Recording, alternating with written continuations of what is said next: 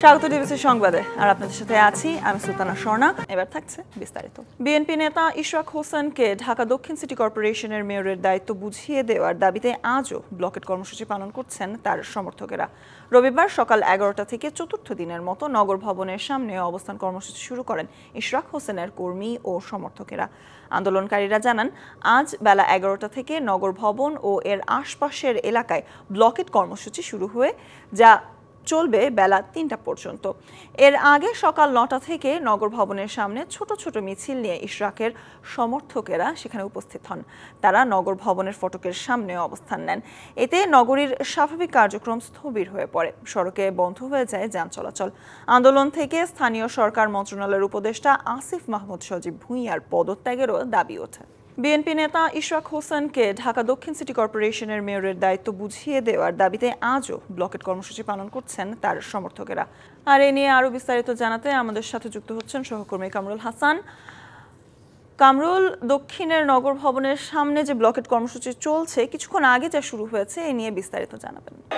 স্বর্ণা, আপনি যেমনটা বলছিলেন, টানা চতুর্থ দিনের মতো কিন্তু ঢাকা দক্ষিণ সিটি কর্পোরেশনের যে নগর ভবনটি রয়েছে, ঠিক সেই নগর ভবনটির সামনে বিএনপি ও তার অঙ্গ সংগঠন অর্থাৎ যুব দল, স্বেচ্ছাসেবক দল, শ্রমিক দল সহ অন্যান্য ভাতৃপ্রতিম যে সংগঠনগুলো রয়েছে, সেই সংগঠনের নেতাকর্মীরা কিন্তু এই নগর ভবনের যে মূল সড়কটি রয়েছে সেই সড়কে অবস্থান নিয়ে বিভিন্ন স্লোগান দিচ্ছেন। তাদের একমাত্র দাবি হচ্ছে ঢাকা দক্ষিণের যে সিটি কর্পোরেশনটি রয়েছে সেখানে ইশরাক হোসেনকে আসলে অবিলম্বে মেয়র হিসেবে শপথের যে আনুষ্ঠানিকতা রয়েছে সেই আনুষ্ঠানিকতা শেষ করতে হবে। এই দাবিতেই কিন্তু তারা গত 4 দিন এই নগর ভবনের সামনে কিন্তু আন্দোলন চালিয়ে যাচ্ছেন এবং এটি এখনো পর্যন্ত চলমান। আজ সকাল 10টা থেকে কিন্তু তারা প্রতিদিনের মতোই কিন্তু আন্দোলন শুরু করেছেন এবং জানিয়েছেন যে কোনো মূল্যেই হোক বিএনপি নেতা ইশরাক হোসেনকে আসলে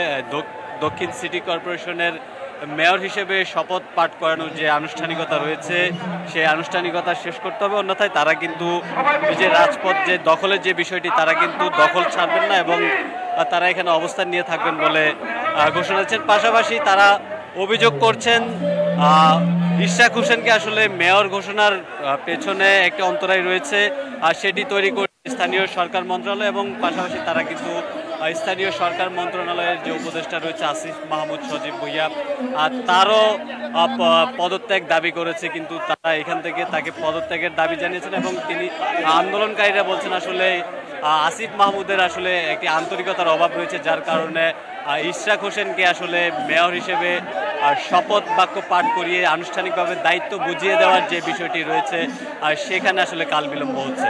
তো এই ছিল এখনকার মতো আমার কাছে সবশেষ তথ্য। নিশ্চয়ই পরবর্তীতে কোনো আপডেট থাকলে আপনার মাধ্যমে জানিয়ে দেব। স্বর্ণা, অবশ্যই কামরুল, পরবর্তীতে আবারও যুক্ত হব আপনার সাথে। জাতির স্বার্থে দল মতের ঊর্ধ্বে উঠে সবাইকে এক হয়ে কাজ করার আহ্বান জানিয়েছেন বিএনপির ভারপ্রাপ্ত চেয়ারম্যান তারেক রহমান। লন্ডনে এক অনুষ্ঠানে তিনি বলেন, বিএনপি এমন সরকার চায় যা মানুষের কল্যাণে কাজ করবে, আর তার দল ডিসেম্বরের মধ্যেই নির্বাচন চায় বলেও জানান তিনি। যুক্তরাজ্যে Arafat Rahman Koko memorial cricket tournament 2024-এর পুরস্কার বিতরণী অনুষ্ঠানে প্রধান অতিথি হিসেবে যোগ দেন বিএনপির ভারপ্রাপ্ত চেয়ারম্যান তারেক রহমান। তিনি বলেন, বিএনপি এমন সরকার চায় যা মানুষের কল্যাণে কাজ করবে, ডিসেম্বরের মধ্যেই নির্বাচন দেওয়ার আহ্বান জানান তিনি। দেশের মানুষ নির্বাচন চায়, এই নির্বাচনের জন্য গত 15 বছর আমরা আন্দোলন সংগ্রাম করে যে নির্বাচনের জন্য আমরা যারা বিএনপি করি এখানে আমাদের বহু নেতাকর্মী সহকর্মীকে আমরা হারিয়েছি, খুনের শিকার হয়েছি। আমরা এমন একটা সরকার প্রতিষ্ঠা করতে চাই যেই সরকার মানুষের কল্যাণে কাজ করে। এ সময় তিনি জোর দেন ক্রীড়া উন্নয়নের উপর, প্রতিশ্রুতি দেন খেলোয়াড় তৈরির জন্য দেশে আরও বিকেএসপি তৈরি হবে এবং আন্তর্জাতিক পর্যায়ে যারা দেশকে প্রতিনিধিত্ব করে তাদের দায়িত্ব নেবে রাষ্ট্র। ছেলেমেয়েরা শুধু পড়ালেখা করবে, রাত দিন পড়ালেখা করবে, এটা কেন? খেলতেও তো হবে।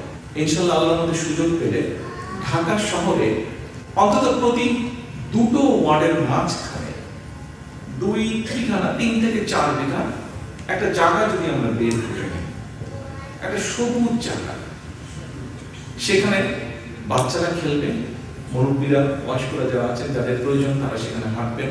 প্রবাসী বাংলাদেশিদের মিলন মেলার এই আয়োজনে উপস্থিত ছিলেন যুক্তরাজ্যের বাংলাদেশি কমিউনিটির নেতা ও দেশের ক্রীড়াঙ্গনের পরিচিত মুখ।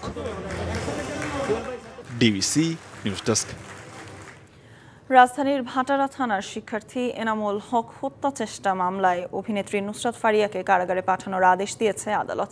ভাটারা থানায় দায়ের করা হত্যা চেষ্টা মামলায় সকাল ৯টায় তাকে ঢাকার চিফ মেট্রোপলিটন ম্যাজিস্ট্রেট সিএমএম আদালতে হাজির করে ঢাকা মহানগর গোয়েন্দা পুলিশ।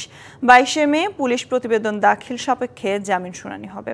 এর আগে ভাটারা থানার দায়ের করা হত্যা চেষ্টা মামলায় অভিনেত্রী নুসরাত ফারিয়াকে কারাগারে আটক রাখার আবেদন করা হয়। সকালে এ বিষয়ে শুনানি হয়। গতকাল থাইল্যান্ড যাওয়ার সময় শাহজালাল আন্তর্জাতিক বিমানবন্দরের ইমিগ্রেশন চেকপোস্ট থেকে নুসরাত ফারিয়াকে আটক করে ইমিগ্রেশন পুলিশ। নুসরাত ফারিয়ার বিরুদ্ধে ভাটারা থানায় করা একটি মামলায় গ্রেপ্তারি পরোয়ানা ছিল।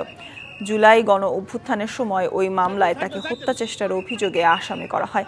ভাটারা থানার পুলিশের একটি সূত্র জানায় আটকের পর নুসরাত ফারিয়াকে থানায় নেওয়া হয়েছিল, তবে থানায় তাকে না রেখে গ্রেপ্তার দেখিয়ে ঢাকা মহানগর গোয়েন্দা পুলিশ এর কার্যালয়ে পাঠিয়ে দেওয়া হয়। যুক্তরাষ্ট্রের সাবেক প্রেসিডেন্ট জো বাইডেনের প্রোস্টেট ক্যান্সার ধরা পড়েছে, যা এরই মধ্যে তার হাড়ে ছড়িয়ে পড়েছে। স্থানীয় সময় রবিবার এ তথ্য নিশ্চিত করেছে তার কার্যালয়। গত সপ্তাহে ৮২ বছরের বাইডেন প্রস্রাবজনিত উপসর্গ নিয়ে চিকিৎসকের শরণাপন্ন হন। এরপর গত শুক্রবার তার প্রোস্টেট ক্যান্সার ধরা পড়ে। এদিকে ক্যান্সার শনাক্তের খবর প্রকাশিত হওয়ার পর নিজ দল ডেমোক্রেটিক পার্টি ও ক্ষমতাসীন দল রিপাবলিকান পার্টির পক্ষ থেকে সমর্থন ও সহানুভূতি পাচ্ছেন বাইডেন। এই সংবাদে সহানুভূতি দেখিয়েছেন প্রেসিডেন্ট ডোনাল্ড ট্রাম্পও। সামাজিক যোগাযোগ মাধ্যম ট্রুথ সোশ্যালে এক পোস্টে তিনি ও ফার্স্ট লেডি মেলানিয়া ট্রাম্প বাইডেনের সুস্থতা কামনা করেন। আর সংবাদে এই ছিল এখনকার মতো। ডিবিসি নিউজের সংবাদগুলো পড়তে ভিজিট করুন dbcnews.tv। এছাড়া ভিজিট করুন ডিবিসি নিউজের ফেসবুক পেজ এবং ইউটিউব চ্যানেলে। সাথেই থাকুন।